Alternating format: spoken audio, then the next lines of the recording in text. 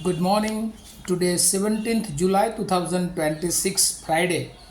Wisdom of word of God morning ડિવોશનમાં આપ સર્વનો આવકાર કરવામાં આવે છે અને પ્રેમી સલામ પાઠવવામાં આવે છે. આજે સવારે આપણે નીતિવચનોના પુસ્તકમાંથી એનો 16મો અધ્યાય અને એની 20મી કલમ ઉપર પ્રભુનું વચનમાંથી ટૂંકું મનન કરવા માગીએ છીએ. અને પ્રભુનું વચન આપણને આ પ્રમાણે કહે છે: જે પ્રભુના વચનને ગણકારે છે તેનું હિત થશે, અને જે કોઈ યહોવા પર વિશ્વાસ રાખે છે તેને ધન્ય છે. NIV બાઇબલ પ્રમાણે પ્રોવર્બ્સ chapter 16 વર્સ 20, whoever gives heed to instruction prospers, and blessed is he trust in the Lord. આ પ્રભુનું વચન છે. અને આજનું વચન જો આપણે એક થીમમાં કેવું હોય તો ફેથફુલનેસ ઇટ્સ બ્લેસિંગ, એટલે કે વિશ્વાસુપણું અને તેના આશીર્વાદો. નીતિવચનો 16 અને 20. આપણે બાઇબલ તરફ દૃષ્ટિપાત કરીએ ત્યારે આપણને જોવા મળે છે કે વિશ્વાસુપણું એ ઈશ્વર પાસેથી એ આશીર્વાદો લાવે છે. આ એક સેઇંગ્સ અથવા આ નીતિવચન ખૂબ નાનું વચન પણ ખ્રિસ્તી વિશ્વાસના જીવનમાં જાણે કે બેજ સમાન આધારભૂત એ બાબત એ રજૂ કરે છે. રિવાર્ડ ફોર રાઇચિયસ, જે લોકો પ્રભુમાં ન્યાયી છે તેમના માટે ઈશ્વરે એ બદલો રાખી મૂક્યો છે. ન્યાયીને તેનો બદલો મળે છે, એ વાત આપણને આ વચનમાંથી શીખવા મળે છે. બે બાબતો એ ખાસ કરીને ખ્રિસ્તી જીવનને માટે, વ્યવહારિક જીવનને માટે, આત્મિક જીવનને માટે આ વચન આપણને શીખવે છે. અને એમાં પહેલી વાત કે આપણે એ આપણા જીવનોમાં આપણો ભરોસો એ પ્રભુ પર હોવો જોઈએ. અને એટલે અહીંયા વચનમાં લખ્યું છે, જે કોઈ યહોવા પર વિશ્વાસ રાખે છે તેને ધન્ય છે. એટલે કે જે વ્યક્તિનો ભરોસો પ્રભુ પર છે તે આશીર્વાદિત છે. અને એવું અહીંયા કહેવામાં આવ્યું છે. અને એ સંબંધી આપણે જો બીજા પણ જે શાસ્ત્ર ભાગો છે એમાં જો દૃષ્ટિપાત કરીએ તો FSC નો પત્ર એનો 3જો અધ્યાય અને એની 14મી કલમથી 19મી કલમ જે પ્રભુનું વચન આ પ્રમાણે કહે છે: એ કારણથી બાપ, જેના નામ પરથી આકાશમાંના તથા પૃથ્વી પરના દરેક કુટુંબને નામ આપવામાં આવે છે, તે બાપની આગળ હું ઘૂંટણે પડીને વિનંતી કરું છું કે તે પોતાના મહિમાની સંપત્તિ પ્રમાણે પોતાના આત્મા વડે તમને આંતરિક મનુષ્યત્વમાં સામર્થ્યથી બળવાન કરે અને વિશ્વાસથી તમારા હૃદયોમાં ખ્રિસ્ત વસે, જેથી તમારા મૂળ પ્રીતિમાં ઘાલીને અને તેમાં પાયો નાખીને તમે સર્વ સંતોની સાથે ખ્રિસ્તની પ્રીતિની પહોળાઈ, લંબાઈ, ઊંચાઈ, ઊંડાઈ કેટલી છે તે સમજી શકો. અને ખ્રિસ્તની પ્રીતિ જે માણસની સમજશક્તિથી બહાર છે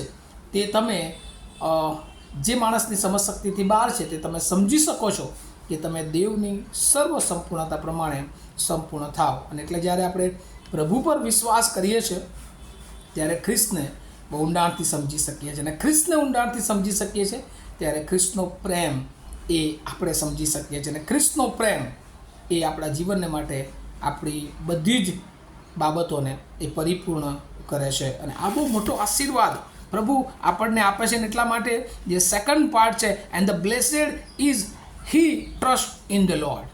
અને આપણે જોઈએ છે કે જે લોકો પ્રભુને વિશ્વાસુ રહ્યા છે, પ્રભુ એમના જીવનને ખૂબ આશીર્વાદિત કર્યા છે. એવા અસંખ્ય ઉદાહરણો બાઇબલમાં આપણે જોઈએ છીએ. ઇબ્રાહિમ કે જે વિશ્વાસના પિતા તરીકેની ઓળખ બધું છોડીને દેવની પાછળ આવ્યો અને પ્રભુએ એને પુષ્કળ આશીર્વાદો આપ્યા. નૂહ કે જે બધાનો વિશ્વાસ એ જુદો હતો પણ એનો પ્રભુ પરનો વિશ્વાસ એ અલગ હતો.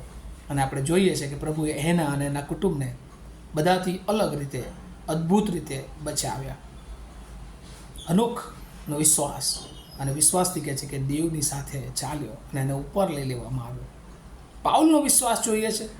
વિકટ પરિસ્થિતિઓમાં પ્રભુ એને કેવી રીતે ઘણા બધા લોકોને માટે એ તારણ આપવાને માટે એ ઉદ્ધારના એ સાધન તરીકે પ્રભુએ એ ઉપયોગી પાત્ર બનાવ્યો. અને એટલે પહેલી બાબત, જે વ્યક્તિનો ભરોસો પ્રભુ પર છે એ વ્યક્તિ અથવા તો એ જીવન એ પ્રભુ આશીર્વાદિત કહે છે.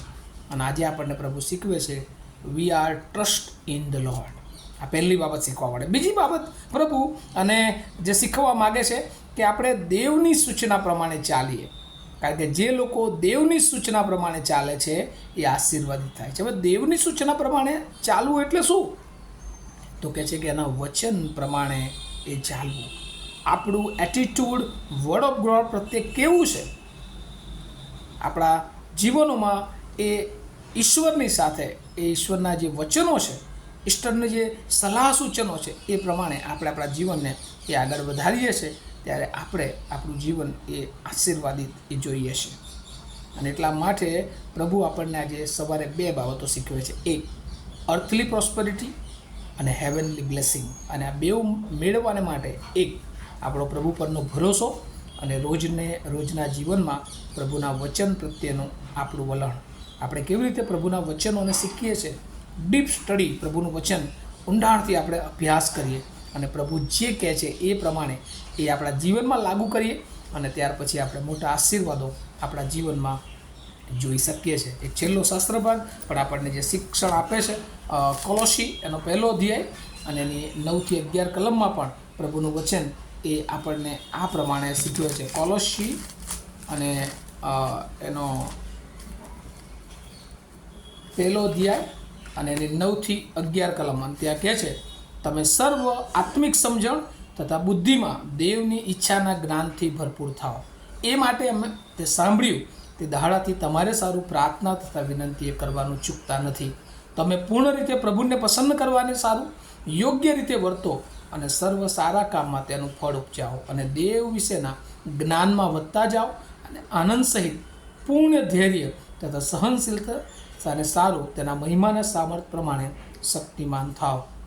તમે ને હું દેવના જ્ઞાનમાં વધતા જઈએ, અને જ્યારે આપણે પ્રભુના વચનો પ્રમાણે જીવીએ છીએ, વચનો વાંચીએ છીએ, અભ્યાસ કરીએ છીએ, ત્યારે દેવ આપણને એની ઈચ્છા પ્રમાણે એના જ્ઞાનમાં બુદ્ધિ આપે છે. અને પ્રભુ એના મોટા આશીર્વાદો એ અર્થલી હોય એ હેવનલી બ્લેસિંગ્સ એ બંને આપણા માટે ઓપન કરે છે. અને વાલાઓ, આજે સવારે આપણે આપણા જીવનને ચેક કરીએ, શું આપણો વિશ્વાસ એ પ્રભુ પર કેવો છે? આપણું પ્રભુની સાથેનું જીવન કેવું છે? આપણે વચનો પર કેટલો વિશ્વાસ છે અને કેવી રીતે વચનની સાથે આપણા જીવનને આપણે મેચ કરીએ છીએ? આવા વચનો દ્વારા પ્રભુ એની બહુ કૃપા આપણે સર્વને પૂરી પાડે. પ્રાર્થના કરીએ. અમારા જીવંત અને દયાળુ ઈશ્વર, અમે તમારો બહુ આભાર માનતા તમારી સ્તુતિ કરીએ છીએ. આજના દિવસે પ્રભુ તમે અમને શીખવ્યું છે કે અમારો વિશ્વાસ પણ તમારા પ્રત્યેનો એ આશીર્વાદો લઈને આવે છે. ત્યારે પ્રભુ અમે અમારા જીવનોમાં એ પૃથ્વી પરનું જીવન, એ આત્મિક જીવન બંનેમાં પ્રભુ અમે તમને વિશ્વાસુ રહીએ, કે જેથી કરીને અમે વિશ્વાસુ જીવનમાં તમારી કૃપા, તમારા આશીર્વાદો જોઈ શકીએ. અમે અમારા જીવનો અને આ સાંભળનાર સર્વને પ્રભુ તમારા સમર્થ હાથોમાં, અમારી જાતોને પણ મૂકતા, તમારા વાલાઓને મૂકતા અમારી પ્રાર્થના ઈસુ પ્રભુના નામમાં સાંભળો, તેનો સ્વીકાર કરો. Amen. Have a nice day to all of you. Thank you.